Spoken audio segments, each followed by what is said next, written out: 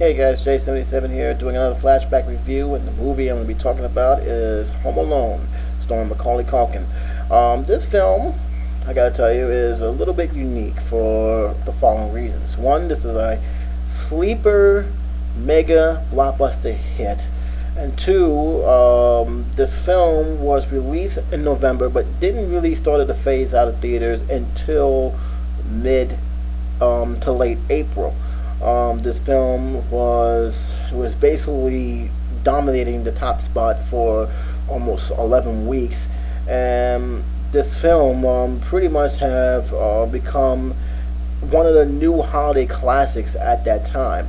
Many people still to this day talk about this film as probably being one of the best ones. As for me, I really didn't see this film when it first came out. I only heard great things about this movie. How wonderful the gadgets were, how funny the traps were. I really wasn't drawn too much into it for the following reasons. One, I saw Uncle Buck starring John Candy, and I thought that was a waste of my time, pretty much. I'm still even surprised they actually came out with a TV show, but that's just me. And I really, from the stuff, from some of the old John Hughes stuff, I'm talking about the old stuff from the early 80s, Breakfast Club, She's Having a Baby, 16 Candles, Chances Are. I really wasn't into his later stuff. I think the last movie I saw from him was Curly Sue. But other than that, I really wasn't trying to see any more of his work or any other of his productions. But once this film, everybody around my area was pretty much seen and was talking like it was like the greatest Christmas film of all times, I decided to give it a check out. If anything else, at least I'm watching it while it's nice and warm and doing my birthday. So I said, okay, I'll just give it a shot. Saw the film, and I have to say that for what it's worth, it was a good movie. It was a great great holiday film at that particular time when it came out. However, the film as a whole did lost its luster. Keep in mind, I saw this when I was young. So like everybody is, most of the films you see when you're young, it's good. Everything is good. You don't care about the story. You don't care about the dialogue. You don't care about anything else.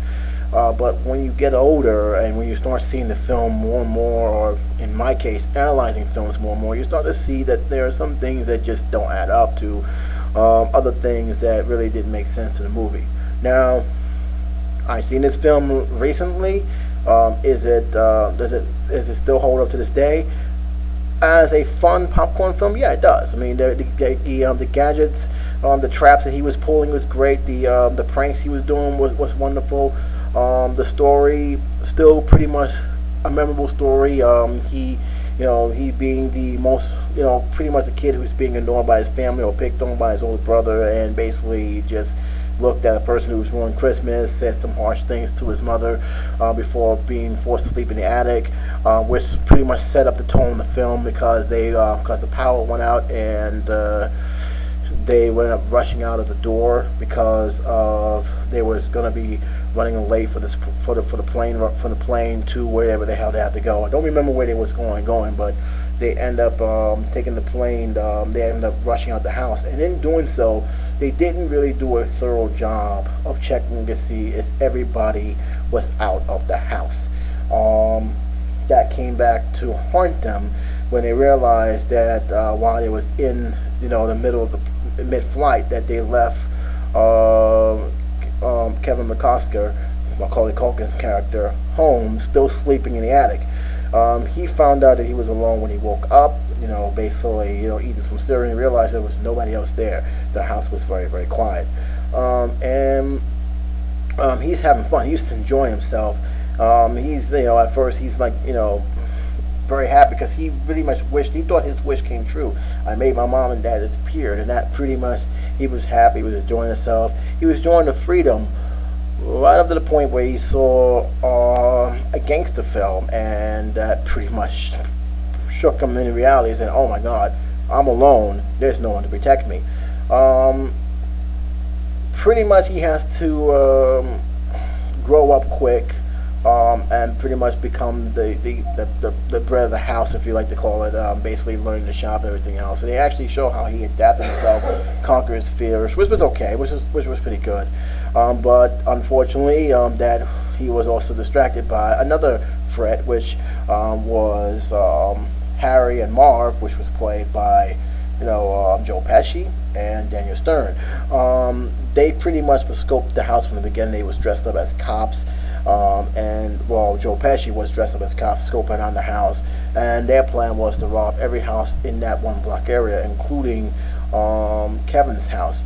Unfortunately, in their first attempts, they realized that, hey, there's somebody in the house, and they didn't go into it.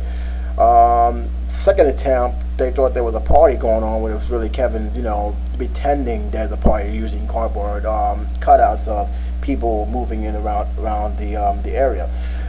It wasn't until I believe the third attempt when they realized that, hey, there's a kid in there and he's alone. So they set up a huge plan to go back to the house and basically raid it with the kid there. And so they did. And so here comes the true attraction to the movie, where the traps comes in. And when they come in, they really do come in. Boy, did I have fun watching that scene. I really did enjoy those traps they was doing. And I gotta say that for what it's worth, Joe Pesci and Daniel Stern did a tremendous job of really pulling that off, as well as Macaulay Culkin in that perspective, convincing me that he can pull that off, and I think that was one of the main key. And yes, I will say that was the make or break for me whether I would enjoy this film or not. Let me go on and say this. Yeah, it is a classic film. There's no denying that. You don't be in first place for 10 straight weeks and become the talk of the town and not become a classic film. But do I put it anywhere close to Christmas Story or Miracle on 34th Street or even The Wonderful Life? No. I don't think they're nowhere close to those films. They're not even near A Christmas Story. But for what it's worth, it's still amongst the classic greats. And to explain that, I gotta tell you what I liked about the film and what I didn't like about the film. Let me go on and say what I liked about the film. I actually enjoyed Daniel Stern and Joe Pesci in this film. I thought they made a great buddy duo in this movie. I really did enjoy their character very, very much. I also enjoyed John Williams' excellent score of the Home Alone theme, as well as the old classic Christmas music. They did it well with this movie, where different scenes was in there, and each scene pretty much captured the mood of what was going on in this movie, and I thought that was very, very important, because like I said, this is a Christmas film, and as you all know, you're going to have a lot of holiday themes into this film.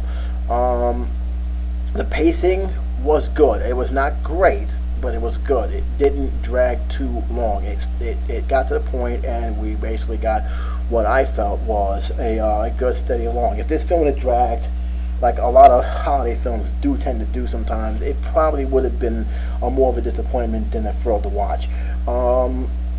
And Macaulay Culkin, to this credit, I will say, convinced me that he can pull off these traps and these shenanigans.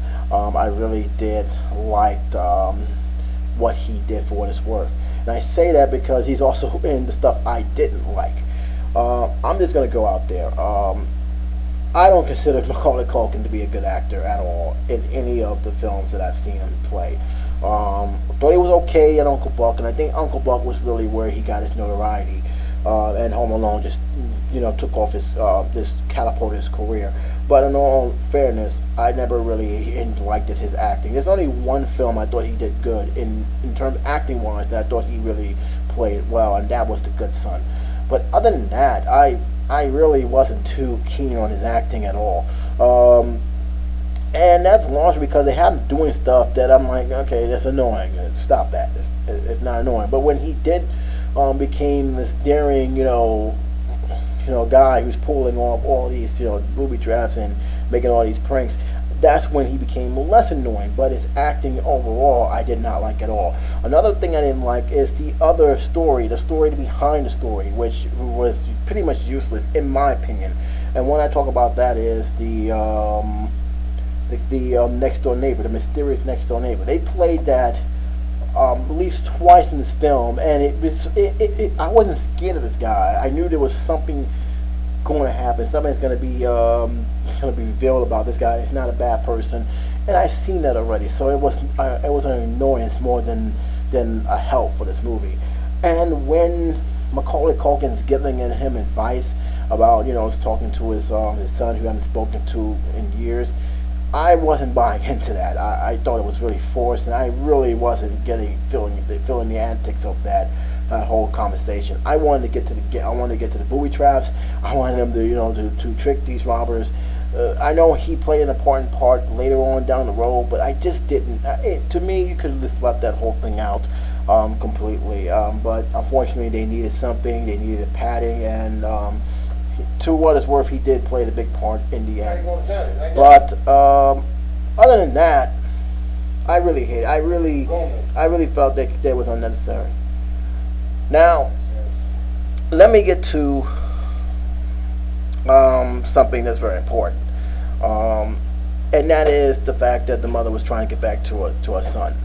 And this always scratched my head a little bit, not as much as it is now, because I recognize it is it's not to be taken too literally, even though this movie had pretty much sparked a trend with the news reporting kids who was left home alone during that time when this film was it's still in theaters and people were seeing it. Needless to say, the situation in the movie, you pretty much know that would never fly. When it was realized that the McCuskers, sorry, for some reason I can't seem to get their name now, has pretty much left their youngest son alone in the house. They called the police. The police knocked on the door, and the first thing that came to my mind after I saw this film again is, how come they never broke the door down and just checked themselves, or at least acknowledged they're the cops? And many people say, well, he was in the room, he probably didn't hear him. Okay, that's fine, but the cops never came back the next day. They never really reported that. They just said, all right, fine, there's nothing, nobody's here, and that's it. That's not going to happen. You report a kid home alone with his age, they're going to break the door down. They're going to go back. They're going to at least investigate, or they're at least going to make a phone call. And that was another thing that bothered me. Not one time, no one made a phone call, at least to my knowledge, to that house. They just, maybe it's just me. Maybe I missed that phone call or something, but they never really made any type of communications like that. And that always did bother me. But nothing bothered me more than how long it took them to get back to their son. Like the mother, they separated, and she went alone to get back to her son. She was desperate. She was trying to get to her son as much as possible. And what ended up happening was she ended up hitching a ride with a bowling team, and we got our cameo with John Kennedy, which I actually thought he was pretty good. I actually liked him in this movie. I always admired seeing him in the film, even if the film is bad. I actually like seeing his work. But in this one, I think he was pretty good. It was a cameo, but it was a good cameo. But how she was doing all this traveling, which I believe was a week, because they was going a almost good 4 or 5 days tops. And when she got there, the family met them as well. They came back that same day. So I'm like, well, you just basically wasted my time with that, but whatever.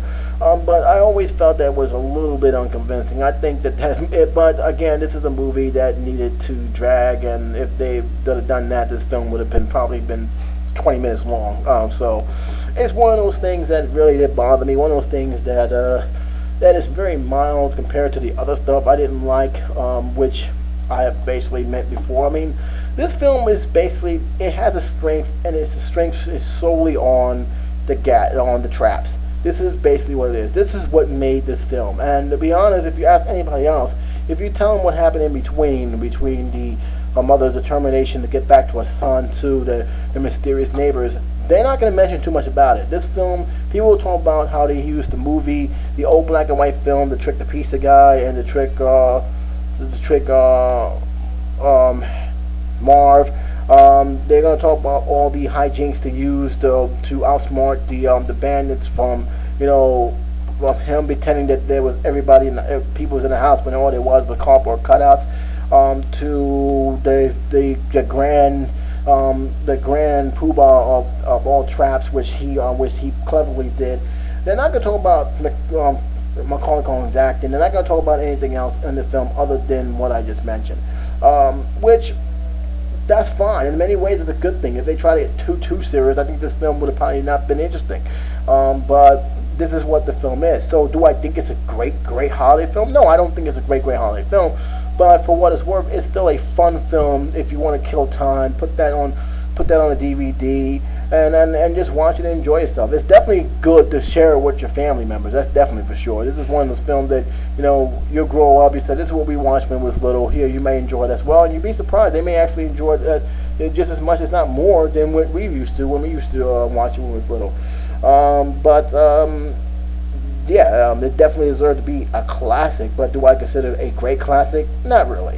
It's a 3-star film, but like I said, it's not something I will consider, oh, this is the greatest holiday film, one of the top 5, because it's not really the top 5. It's not even really the top 10, but it's definitely within that range of holiday classic films that I definitely wouldn't mind putting it on from time to time.